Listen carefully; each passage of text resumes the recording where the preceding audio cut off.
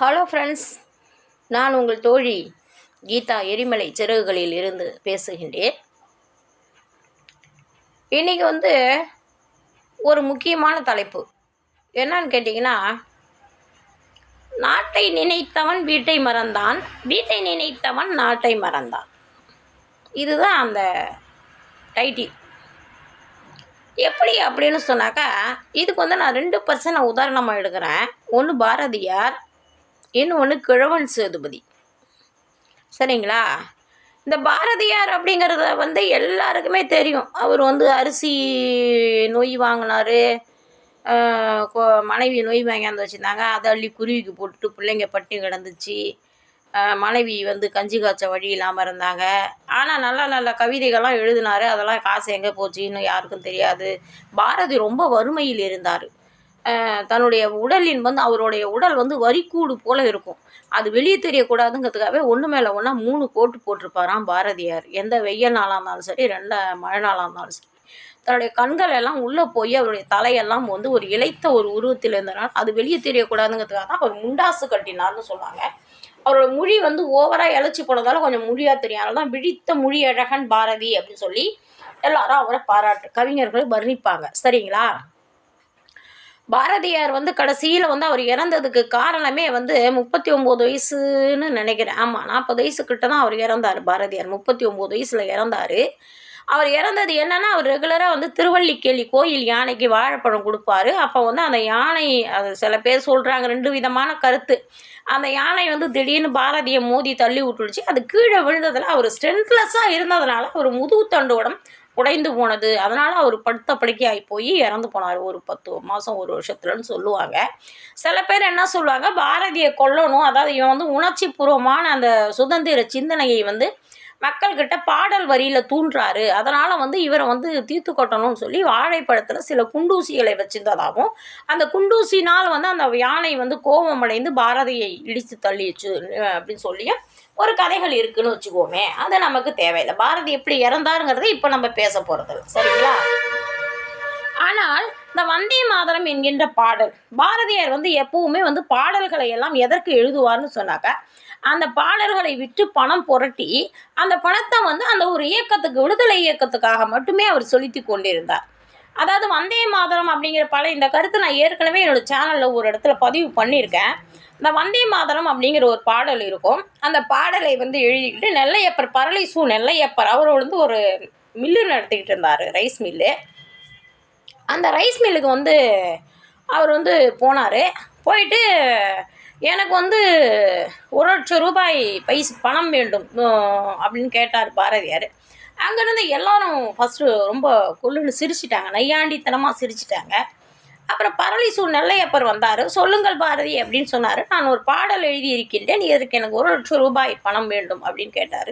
நீங்கள் பாடலை பாடுங்கள், அந்த பாடல் பொருத்தமானதாக சரியானதாக இருந்துச்சுன்னா நான் பணம் கொடுக்கின்றேன் அப்படின்னு சொன்னார். உடனே பாரதியார் எழுந்து நின்று வந்தே மாதிரம் என்போம், இந்த மானுட தாயை வணங்குதும் என்போம் அப்படின்னு சொல்லி அந்த பாடலை பாடி முடிச்சார் பாருங்க. அனைவருமே எழுந்து நின்றுட்டாங்க மெய் சிலிர்த்து. பரளி சு நெல்லையப்பர் உடனடியாக உள்ளே போய் 1,00,000 ரூபாயை கொண்டு பாரதியார்கிட்ட கொடுத்துட்டாரு. அவர் எதற்காக அந்த பாடலை வாங்குறாருன்னா, அந்த பாடலை கொட்டு, நம்ம அந்த மேளம் அந்த கொட்டி அதை மக்கள்கிட்ட பாடலாக கொண்டு போயிட்டு மக்கள்கிட்ட விடுதலை உணர்வுகளை தூண்டுனாங்க. அதுக்காக தான் பாரதியாரின் பாடல்களை காசு கொடுத்து வாங்கி கொண்டுகிட்டு போய் சேர்த்தாங்க. அதில் வரக்கூடிய பணத்தை அவர் வங்கதேசத்து விடுதலை இயக்கத்துக்கும் தமிழகத்து விடுதலை இயக்கத்துக்கும் அப்படி பரவலாக இந்தியா முழுவதும் பாரதியார் பணத்தை கொடுத்து அனுப்பிச்சிக்கிட்டே இருந்தார். எந்த அக்கௌண்ட்லாம் ஏன் தனியாக போகிறாங்களே அவங்கள்ட்ட கொடுத்துருப்பார். ஆனால் அவர் வீட்டை மறந்துட்டார். என்னுடைய மனைவிக்கு சாப்பாடு போட்டோம், அந்த மாதிரி இல்லை. புரியுதுங்களா? நாட்டை நினைத்தவன் வீட்டை மறந்தான். புரிஞ்சிருச்சிங்களா இப்போது? சரி, இது ஒரு பாரதி ஒரு கான்செப்ட் முடிஞ்சு போச்சு. இப்போ கிழவன் சேதுபதி, சரிங்களா? அவர் அந்த கிழக்கத்திய நாட்டில் இருந்தாருன்னு சொல்ல, அதாவது என்னென்னா இந்த திருநெல்வேலி அந்த பக்கம் இருந்தவர் அவர். அதாவது இந்தியாவின் முதல் விடுதலை வித்து கிழவன் சேதுபதி அப்படின்னு சொல்லுவாங்கப்பா. சரிங்களா? இந்த கருத்து நான் எதுலேருந்து எடுத்தேன்னு சொன்னாக்கா, அகரம் மீ மனோகரன் அவர்களின் கிழக்கு சீமையிலே கிழவன் சேதுபதி அப்படிங்கிற ஒரு நூல். இந்த நூலிலிருந்து நான் ஒரு செமினார் எடுத்துக்கிட்டு நான் கோவை பாரதியார் பல்கலைக்கழகத்துக்கு 2008 நான் போயிருந்தேன். அந்த என்னுடைய அமர்வு, அந்த கட்டுரை அமர்வுக்கு வந்து முனைவர் கமலா அப்படிங்கிறவங்க அங்கே கோயம்புத்தூர் யூனிவர்சிட்டியில் அவங்க ரொம்ப ஃபேமஸ். அவங்க வந்திருந்தாங்க. அவங்க வந்து பார்த்துட்டு, "ஏம்மா உங்கள் கருத்து வந்து உங்கள் கவிதை வந்து உங்கள் அந்த கட்டுரையும் அதனோட கருத்தும் நன்றாக இருக்கிறது. அதனால் வந்து இது சிறந்த கட்டுரையாக கூட தேர்ந்தெடுக்க வாய்ப்பு இருக்குது. நீங்கள் இருங்கன்னு" சொன்னாங்க. ஆனால் எனக்கு அந்த சிறந்த பரிசு வாங்கணும். அதனால் நான் போனேன். ஒரு நம்ம கருத்தை பதிவு செஞ்சுட்டோம், நம்ம வீட்டுக்கு வரணும். அதனால் சொல்லிட்டு நான் உடனடியாகவே அந்த என் செமினார் அட்டெண்ட் பண்ணிவிட்டு நான் உடனடியாகவே மருதமலையிலேருந்து புறப்பட்டு கோயம்புத்தூர் பஸ் ஸ்டாண்டுக்கு வந்து விருதாசலம் நான் பஸ்ஸை பிடிச்சி நேர் பஸ்ஸு ஒரே பஸ்ஸு நான் வந்துட்டேன். சரிங்களா? எனக்கு வந்து வீட்டுக்கு நோக்கம் வரணுங்கிறது என் நோக்கம் வந்துட்டேன். நான் இருந்திருந்தேன்னா சிறப்பு பரிசு வாங்கியிருப்பேன். அதில் வந்து இந்த பெண்களின் விடுதலை உணர்வுகள் பற்றி நான் வந்து அந்த கட்டுரையில் பேசியிருந்தேன். அந்த கருத்தை தான் இன்றைக்கி நான் உங்களுக்கு சொல்ல போகிறேன். சரிங்களா? இந்த கிழவன் சேதுபதிக்கு ஏறக்குறைய 83 அல்லது 87 வயதுகள் இருக்குங்க. அவருக்கு வந்து 16 அல்லது 18 மனைவிகள் இருந்தாங்க. ஏன்னா நான் இப்போ அந்த கட்டுரை 2008ன்னு சொல்கிறேன் இல்லைங்களா? அவ்வளோ ஆண்டுகளாவது எழுதின கட்டுரை புத்தகங்கள் தொகுப்புகள் எல்லாம் எங்கேயோ இருக்குது, என்னால் தேட முடியல. சரிங்களா? ஆனால் இவர் வந்து 18 அல்லது 18 மனைவி அவருக்கு, கிழவன் சேதுபதிக்கு. அவருடைய முதல் மனைவியும் 2வது மனைவி மட்டுமே அவரை விரும்பி திருமணம் செய்து கொண்டவர்கள். ஏன்னா வயது பொருத்தம் உடையவர்கள். அவங்க வந்து சாகும்போது 65 வயசு வச்சுக்கோங்களேன் அந்த மனைவிக்கு. ஆனால் அவருடைய கடைசி மனைவி இருக்காங்க இல்லையா, அந்த பொண்ணு ஒரு சின்ன பொண்ணுங்க, 16 வயசு பொண்ணு. எங்கேயோ போகிறது, எவனா ஏதாவது ஏழை பழையாக இருக்கானா, பொண்ணு அழகாக இருக்கா, அவன்கிட்ட கொஞ்சம் நிலம்பலம் இருக்கா, அவனை உருட்டி மாட்டி அந்த பொண்ணை தாலி கட்டி வச்சுக்கிறது. ஆனால் எந்த பொண்டாட்டிக்கும் புள்ள கிடையாது. என்னமோ சொல்லுவாங்கள்ல, 18 மனைவி ஒருத்திக்கும் புள்ள கிடையாது. மூத்தவங்களுக்கும் பிள்ளை இல்லை, 2வதுக்கும் பிள்ளை இல்லை. இந்த நில உடைமை ஜமீன்தார்கள் சொல்லுவாங்க இல்லையா, அந்த ஒரு அகங்கார பண்பில் அந்த ஒரு திருமணம். ஆனால் அவருக்கு என்ன பேர்? இந்தியாவின் முதல் விடுதலை வித்து கிழவன் சேதுபதி அப்படின்னு அகரம் மீ மனோகரன் அந்த நூலில் கூறுகின்றார். இந்தியாவின் முதல் விடுதலை வித்து, அதாவது கிறிஸ்துவர்கள் வந்து மதம் மாற்றக்கூடிய ஒரு சூழ்நிலை தொடக்க காலத்தில் இருந்துச்சு. சரிங்களா? அப்போ பிரிட்டோ அப்படிங்கிற ஒரு பாதிரியார் வந்து கிழவன் சேதுபதியின் தங்கையிடம் வந்து நட்புறவு கொண்டார். அதை வந்து கிழவன் சேதுபதி விரும்பவில்லை. தன் குடும்பத்தில் வேறு ஒரு நாட்டவன், வேறு ஒரு மதத்தவன் உள்ளே நுழைவதை விரும்பாததுனால கிழவன் சேதுபதி என்ன பண்ணிட்டாரு, பிரிட்டோ பாதிரியாரை வெட்டி கொண்டுட்டார். சரி, வெட்டி கொன்னதும் இல்லாமல் அவருடைய கை ஒரு அந்த ஊர், அவருடைய ஊரில் அந்த அவருடைய மண்டபம் பெரிய கோட்டை மாதிரி இருக்கு இல்லைங்களா, அந்த கிழவன் சேதுபதியோட அரண்மனை ராஜவம்சம்னு சொல்லுவாங்க. அந்த அரண்மனையில் இந்த மூலையில் ஒரு கை, அந்த மூலையில் ஒரு கை, இந்த மூலையில் ஒரு கால், இந்த மூலையில் ஒரு கால், நடுவில் ஒரு இடத்துல உடம்பு, நடுவில் ஒரு இடத்துல தலைன்னு சொல்லி கட்டி தொங்க விட்டு காஞ்சி காக்கா பிடிங்கிட்டு போயிடுச்சு. அந்த பிரிட்டோ பாதிரியாரை கடைசி வரைக்கும் அடக்கம் பண்ணவே இல்லை. கிழவன் சேதுபதி செய்த அது ஒரு தவறு. என்னத்துக்காகன்னு சொன்னாக்கா, இனி வேறு ஒருவர் நமது எல்லைக்குள் வரக்கூடாது, வேறு ஒரு மதம் வந்து ஒரு மொழி வந்து நம்ம நாட்டுக்குள்ளார வரக்கூடாதுன்ற அந்த ஒரு சிந்தனை கிழவன் சேதுபதிக்கு இருந்துச்சு. அதனால தான் அவரை இந்தியாவின் முதல் விடுதலை வித்து அப்படின்னு நம்ம சொல்கிறோம். ஆனால் வேறு ஒரு மதம் நம்மக்குள்ளார வரக்கூடாதுன்னு சொன்ன நல்ல பண்பு இருந்த ஒரு மனிதன் 18 பெண்களை திருமணம் செய்தியே, அந்த 18 பெண்களும் உன்னை விரும்பி திருமணம் செய்து கொண்டாரா அப்படிங்கிற ஒரு கான்செப்டை நீங்கள் பார்த்தீங்கன்னா கிடையாது. இதில் கடைசி எல்லா பெண்களுமே பயத்துலேயே அந்த திருமணத்துக்கு உட்பட்டு, அந்த குடும்ப வாழ்க்கைக்கு உட்பட்டு இருந்தாங்க. அதில் கடைசி பெண் என்ன பண்ணிடுச்சு, அது ஒரு 16 வயசு சின்ன பொண்ணுங்க. அது என்ன பண்ணிச்சு, அங்கேருந்து ஒரு போர் வீரனை காதலிச்சிருக்கு.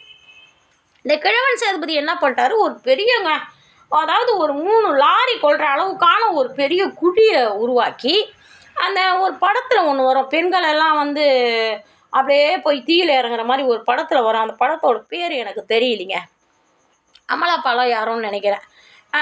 இந்த பெண்கள் வந்து யாரும் பார்க்கக்கூடாதுன்னு சொல்லிட்டு தீயில் விடுவாங்க இல்லையா, அந்த மாதிரி ஒரு படம்.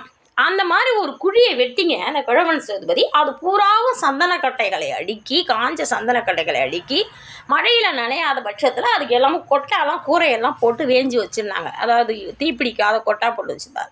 அவர் ஒரு உயிர் எய்ந்தார் சார். என்னன்னு கேட்டாக்கா, என்னுடைய அத்தனை சொத்துக்களுக்கும் என்னுடைய ஆட்சிக்கும் வாரிசு வந்து என்னுடைய மூத்த மனைவியின் தம்பி மைத்துனன், அவன் தான் வாரிசு. சரிங்களா? ஏன்னா இவனுக்கு புள்ள கிடையாது கிழவன் சேதுபதிக்கு, அவர் தான் வாரிசு.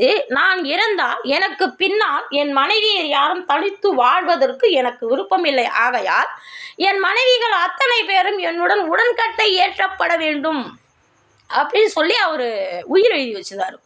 ஒரு பொண்டாட்டியை உடன்கட்டை ஏற்றுறதுக்கலாமாடா உயிர். சரி, அதையும் என்ன பண்ணிச்சு, அவங்க மச்சாங்காரன் யாராவது இருந்தாங்கன்னா நம்ம இந்த சொத்துல பங்குதாரின்னு எவ்வளவு வந்துருவான்னு சொல்லிட்டு அவங்க மூத்த மனைவியின் சகோதரன் தம்பி அவன் என்ன செஞ்சுட்டான், 18 பெண்களையும் சார் வலுக்கட்டாயப்படுத்தி உடன்கட்டை ஏற்றினான். அந்த முதல் 2 பெண்கள், முதல் மனைவி 2 ஏஜ்டு பீப்புள், ஸோ ஏஜ்டு 60-65 வயசுக்கு மேற்பட்ட பெண்கள். அவங்க தானாக போய் கணவனை முதல்ல தீயில வச்சாங்க. அதுக்கப்புறம் பாக்கி 2 பேர் போய் தானாக ஊண்டாங்க பாருங்க. பாக்கி இருந்த அத்தனை பெண்களுமே பிடிச்சி தள்ளுறாங்க சார், கட்டாயப்படுத்தி தள்ளுறாங்க. இதில் இந்த கடைசியில் இந்த ஒரு பெண் என்ன பண்ணிச்சு, லைனாக போகிறாங்க, பிடிச்சி தள்ளாங்களா. இந்த 16 வயசு பொண்ணு என்ன பண்ணிச்சு, இது அங்கே ஒரு போர் வீரன் நின்றுட்டு இருந்தான் பாருங்க, சேவகன். அவனை இந்த பொண்ணு காதலிச்சிட்டு இருந்துச்சு. இது ஒரு மானசீக காதலாக வெளியே தெரியாமல் இருந்துச்சா. இந்த பொண்ணு என்ன பண்ணிச்சு, இந்த சந்தர்ப்பத்தில் நம்ம இந்த காதலை வெளிப்படுத்திட்டோம்னா நம்ம இவன் கூட ஒரு வாழ்க்கையை தொடங்கலாம்னு சொல்லி போய் அவனை கட்டி பிடிச்சிக்கிச்சு. அவன் என்ன செஞ்சுட்டான், இவன் இந்த மாதிரி சபையில் வச்சு கட்டி பிடிச்சிட்டா, இனி நம்மளையும் கொள்ள தான் வரணும். அவன் போய் அந்த தீயில குதிச்சிட்டான் சார். குதிச்சு அந்த பையன் கருகிட்டான். அதுக்கப்புறம் அந்த பெண்ணையும் கொலை செஞ்சுட்டாங்க அந்த தீயில தள்ளின்னு வச்சுக்கோங்களேன்.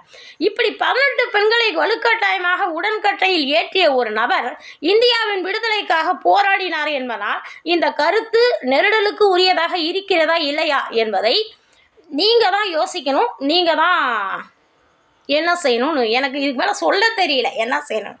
ஆனால் அவர் தான் இந்தியாவின் முதல் விடுதலை வித்து. பாரதிக்கு முன்னாடியே கிழவன் சேதுபதி தான் முதல் விடுதலை வித்துன்னு சொல்லிட்டு ஒரு கருத்து அகரம் மீ மனோகரன் அவர்களால் பதிவு செய்யப்பட்டிருக்கு. இந்த செய்தியை நான் பல்கலைக்கழக ஒரு பன்னாட்டு கருத்தரங்கம் வரைக்கும் கொண்டு சேர்த்து நான் பதிவு செய்திருக்கிறேன். அங்கே உண்மையிலே பிரமிச்சு போயிட்டாங்க. ஏன்னா சில கதைகள் நல்ல கருத்துக்கள் எல்லாம் வெளிவராமல் இருக்கிறது. சும்மா தேவையில்லாமல் தோண்டின மண்ணையே தோண்டி அகழ்வாராய்ச்சி பண்ணுறதை விட இது போன்ற நல்ல கருத்துக்களை வெளிக்கொண்டு வந்தால் நன்றாக இருக்கும். சரிங்க, இவ்வளவு நாள் பொறுமையாக இருந்து இந்த 10 நிமிஷம் இந்த காணொலியை கண்டமைக்கு எல்லாருக்கும் ரொம்ப நன்றி. நீங்கள் என்ன நினைக்கிறீங்க இது தொடர்பாங்கிறத மட்டும் தயவு செஞ்சு கமெண்ட் பண்ணுங்கள். தயவு செஞ்சு தேவையற்ற வார்த்தைகளை கமெண்ட் பண்ணாதீங்க. தயவு செஞ்சு ரொம்ப டீசெண்டான கமெண்ட்டாக போடுங்க, ஓகேங்களா. நான் உங்களை கெஞ்சி கேட்கலன்னு வச்சுக்கோங்க, இல்லை கும்பிட்டு கேட்கலன்னு வச்சுக்கோங்க. ஏன்னு கேட்டாக்கா எனக்கு ஆல்ரெடி பிபி கிடையாது. ஆனால் நான் கொஞ்சம் டிப்ரெஷன் ஆனாலும் எனக்கு ஹார்ட் வேரியேஷனாகவும் வென்ட்ரிட்டு. சரிங்களா, தேவையற்ற கமெண்ட்லாம் பண்ணாதீங்க. நீங்கள் யாரோ நான் யாரோ, என்னோட இந்த ஸ்பீச் உங்களுக்கு பிடிச்சிருந்தா நீங்கள் பார்க்க போகிறீங்க. இதுக்கு எதுக்கு அனாவசியமான கமெண்ட் பண்ணணும் ஃப்ரெண்ட்ஸ். கொஞ்சம் யோசிச்சு பாருங்கள். நம்ம அக்கா தங்கச்சான் தான் இப்படிலாம் பேசுவோமா? யோசித்து பார்த்து கமெண்ட் பண்ணுங்கள். ரொம்ப நன்றி.